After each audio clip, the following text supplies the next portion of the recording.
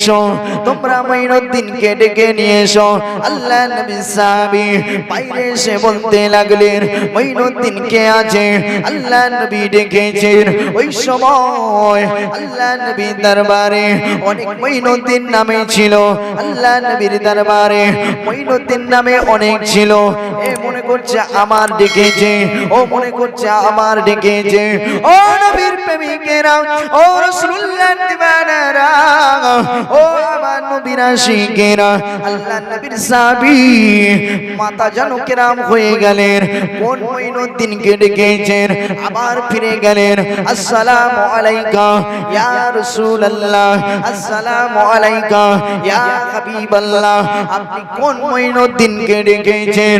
আবার আপনার নবী বিশ্ব নবী বলতে লাগলেন, ও আমার সাহাবী, ও আমার সাহাবীরা, তুমি যাও, চলে যাও, তুমি গিয়ে বলবেন খাজা মঈনুদ্দিন।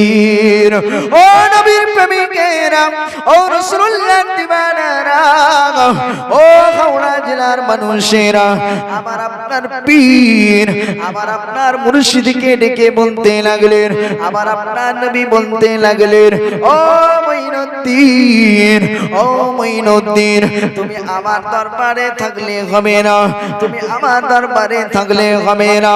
যাও, চলে যাও, চলে যাও।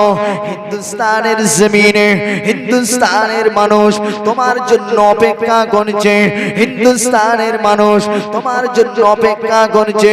ও মঈনুদ্দিন, তুমি হিন্দুস্তানের জমিনে শুধু যাওয়ার অপেক্ষা হয়, মানুষ তোমার হাতে বায়াত হয়ে মুসলমান হবেন।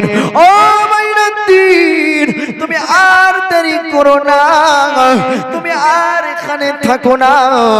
আমার আপনার নবীর কথাটা শুনে খাজা মঈনুদ্দিন হুজুর ওই সময় হিন্দুস্তানের জমিনে কুতুবউদ্দিন মুখতারি হুজুরকে নিয়ে এসে ওই দিল্লি নামক জায়গাটায়, আজমির শরীফ বলে কোনো নাম ছিল না, ওই দিল্লি নামক জায়গাটায় এসে আমার আপনার পীর, আমার আপনার মুর্শিদ খাজা মঈনুদ্দিন হুজুর আসরের আজানের ওয়াক্তের সময় কুতুবউদ্দিন মুখতারি হুজুরকে বলতে লাগলেন, ও বাবা কুতুবউদ্দিন, ও বাবা কুতুবউদ্দিন, তুমি আজানটা দিয়ে দাও, তুমি আজানটা দিয়ে দাও।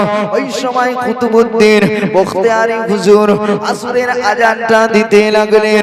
হাইয়া আলাস সালাহ, হাইয়া আলাল ফালাহ, আজানটা দিয়ে হিন্দুস্তানের জমিনে সর্বপ্রথম যখন আজান দিয়ে আসরের নামাজটা আদায় করলেন, ওই সময় পৃথ্বীরাজ চৌহান তখন বাদশা ছিল।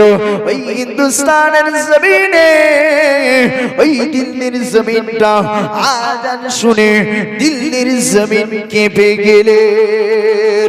আরো জোরে, ও নবীর উম্মতেরা, ও রাসূলুল্লাহর দিওয়ানারা, ও আমার নবীর আদরের উম্মতেরা, ওই সময় নামাজটা হয়ে গেলেন। একে একে মানুষ ওই সময় ছুটে আসতে লাগলেন, পৃথ্বীরাজ রাজার সৈন্যরা আসতে লাগলেন। এ ফকির সাহেব, এ ফকির সাহেব, তুমি এখানে কেন আজান দিয়েছো?